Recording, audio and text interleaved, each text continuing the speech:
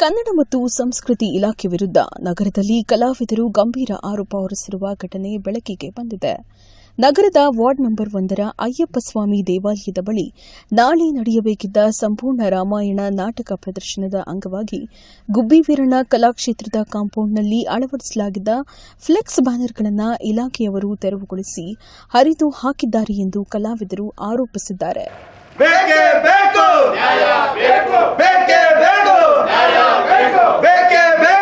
ಅದೇ ನಿನ್ನೆ ಈ ತರ ಅವಮಾನ ಮಾಡಿದ್ದಾರೆ ಕಲಾವಿದರಿಗೆ, ಇವತ್ತು ರಜಾ ಹಾಕಿದ್ದಾರೆ ಅವರೇ. ಸರ್ ಇಡೀ ನಮ್ಮ ಕರ್ನಾಟಕದ ಕಲಾವಿದರಿಗೆ ಆಗಿರೋ ಅವಮಾನ ಸರ್ ಇದು. ಏಕೈಕಿ ಬಂದ್ಬಿಟ್ಟು ಸುರೇಶನವರು ಒಬ್ಬ ಆಫೀಸರ್ ಬಂದು ಸಡನ್ ಬಂದ್ಬಿಟ್ಟು ಬ್ಲೇಡ್ ಹೊಡಿತಾರೆ ಅಂದ್ರೆ ಎಷ್ಟು ಮಟ್ಟಿಗೆ ಗೌರವ ಇದೆ ಒಬ್ಬ ಅಧಿಕಾರಿಗೆ. ಇವತ್ತು ಅವ್ರೇನ ಕ್ಷಮೆ ಕೇಳದಲೇ ಇದ್ರೆ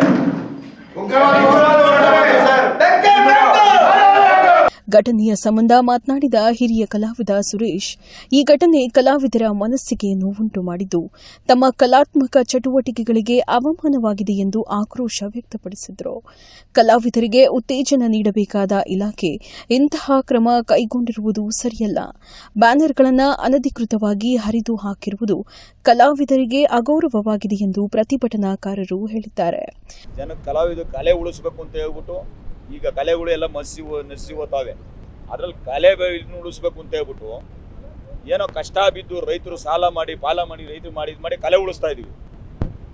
ಅವರು ಕೂಲಿ ಮಾಡಿ ಭಿಕ್ಷೆ ಬೇಡಿ ಕಲೆ ಉಳಿಸಿ ನಾಟಕ ಇದು ನಾಟಕ ಅಂತೆಲ್ಲ ಆಡ್ಬಿಟ್ಟು ಕಲೆ ಉಳಿಸ್ತಾ ಇದ್ರೆ ಇಲ್ಲಿರೋ ಒಬ್ಬ ಅಧಿಕಾರಿ ಅಲ್ಲೊಂದು ಫ್ಲೆಕ್ಸ್ ಹಾಕಿ ನಾಳೆ ನಾಟಕ ಇದೆ, ಫ್ಲೆಕ್ಸ್ ಹಾಕೈತೆ. ಆ ಫ್ಲೆಕ್ಸಿನ ಮೇಲೆ ಹೋಗಿ ಮಕ್ಕದ ಮೇಲೆ ಬ್ಲೇಡ್ಗಳು ಹೊಡೆದ್ಬಿಟ್ಟು ಚಾಕುನಲ್ಲಿ ಕುಯ್ದುಬಿಟ್ಟು ಫ್ಲೆಕ್ಸರ್ ಹಾಕೋ ಮಟ್ಟಿಗೆ ಇವ್ನಿಗೆ ಯಾರು ಅಧಿಕಾರ ಕೊಟ್ಟರು?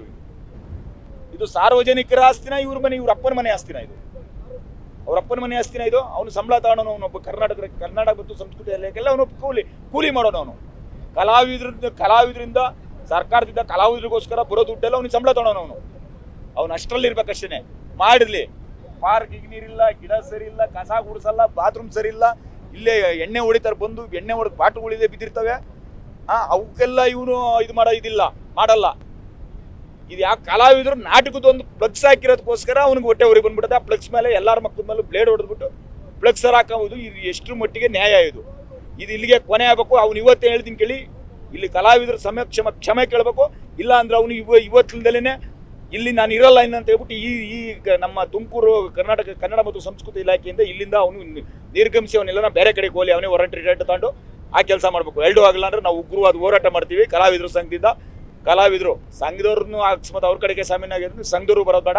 ನಮ್ಮ ಉಪಾಧ್ಯಕ್ಷ ಕಣ್ಣಾರೆ ನೋಡಿರೋದು ಅವ್ನು ಕಿತ್ತಾಕಿರೋದನ್ನ ನಾವು ಕಲಾವಿದರು ಹಳ್ಳಿ ಕಲಾವಿದರು ಸೇರಿಸ್ಬಿಟ್ಟು ಉಗ್ರವಾದ ಹೋರಾಟ ಮಾಡ್ತೀವಿ. ಇವನ ಬಗ್ಗೆ ಸುರೇಶನ್ನು ಭಾಳ ಇದು ಮಾಡಿದ್ದಾನೆ. ಅವ್ನು ಮಾಡಿರೋ ತಪ್ಪು ಕ್ಷಮೆ ಯಾಚಿಸ್ಬೇಕು, ಕ್ಷಮೆ ಕೇಳಬೇಕು. ಇಲ್ಲಾಂದ್ರೆ ನಾವು DC ವರೆಗೂ ಹೋಗ್ಬಿಟ್ಟು DC ಆಫೀಸ್ ಮುಂದೆ ನಾವು ಉಗ್ರವಾದ ಹೋರಾಟ ಮಾಡ್ತೀವಿ ಕಲಾವಿದರ ಕಡೆಯಿಂದ. ಏನು ಉದ್ದೇಶ ಗೊತ್ತಿಲ್ಲ. ಇಲ್ಲಿ ಏನು ಗೊತ್ತಾ, ಒಬ್ಬರ ಮೇಲೆ ಒಬ್ರು ಕಂಡಿರುತ್ತೆ. ಯಾರೋ ಕಲಾವಿದ್ರಿಗೆ ನಮ್ಮ ಕಲಾವಿದ್ರಿಗೆ ಈ ಫ್ಲೆಕ್ಸ್ ಕಲಾವಿದ್ರು ಕಂಡ್ರೆ ಇನ್ನೊಬ್ರಿಗಾಗಲ್ಲ. ಅವ್ರೇನೋ ಹೇಳ್ಕೊಟ್ಟಿರ್ತಾರ, ಅವ್ರ ಮಾತು ಕೇಳಿ ಅವೆಲ್ಲ ಮಾಡಬಾರ್ದು. ಅವ್ನು ಎಲ್ಲರೂ ಒಂದೇ ಕಲಾವಿದ್ರು ಹೊಟ್ಟೆ ಇದರಿಂದ ಹೊಟ್ಟೆ ತುಂಬ್ತಾ ಇರೋದು, ಅವ್ನು ಸಂಬಳ ತಂತಾ ಇರೋದು ಗೊತ್ತಾಯ್ತಾ? ಅವ್ನು ಎಲ್ಲರಿಗೂ ಒಂದು ರೀತಿ ಇದು ಮಾಡ್ಬೇಕು. ಅವ್ನು ಬ್ಲೇಡ್ ಹಾಕಕ್ಕೆ ಯಾರು ಅಧಿಕಾರ ಕೊಟ್ಟಿದ್ದು? ಯಾರು ಅವನಿಗೆ ಇಲ್ಲ. ಬಿಚ್ಚಿಕ್ಬೇಕಾಯ್ತು ಅವನು. ಅಲ್ಲಿಗೆ ಏನು ಉಳಿಸ್ತಾ ಇವನು? ಕಲಾವಿದರು ಇದನ್ನ ಏನು ಉಳಿಸ್ತಾ ಇವನು? ಒಂದೇ ಸರ್ ಕಟ್ಟಿರೋದು, ಒಂದೇ ಫ್ಲೆಕ್ಸ್ ಕಟ್ಟಿರೋದು. ಅದು ಏನು ಸರ್, ಆಚೆ ಕಾಂಪೌಂಡ್ ಮೇಲೆ ಇರೋದು. ಆಚೆ ಕಾಣೋರಿಗೆ ಇಲ್ಲಿ ಕಲಾಕ್ಷೇತ್ರದ ಒಳಗೆ ಕಟ್ಟಿಲ್ಲ. ಕಲಾಕ್ಷೇತ್ರ ಕಾಂಪೌಂಡ್ ಅಲ್ಲಿ ಇರೋದು ಆಚೆ ಜನಕ್ಕೆ ಕಾಣಲಿ ಅಂತ ಕಟ್ಟಿರೋದು ಅಷ್ಟೇ. ಅಧಿಕಾರ ಇಲ್ವಾ ಕಲಾವಿದರಿಗೆ? ನಮ್ಮ ಫ್ಲೆಕ್ಸ್ ನಾಳೆ ನಡೆಯೋ ನಾಟಕದೊಂದು ಫ್ಲೆಕ್ಸ್ ಹಾಕಕ್ಕೆ ನಮ್ಗೆ ಅಧಿಕಾರ ಇಲ್ವಾ? ಹಾಕಿದ್ದೀವಿ. ಅದನ್ನೇನು ನೀನು ಹೆಂಗೆ ಇದು ಮಾಡಿದೆ? ನೀನು ಬ್ಲೇಡ್ ಚಾಕು ತಂದು ಹಾಕ್ಬಿಟ್ಟು ಕೂದಿದೆಯಲ್ಲ, ನೀನೊಬ್ಬ ಕಲೆಯನ್ನು ಉಳಿಸೋಣ.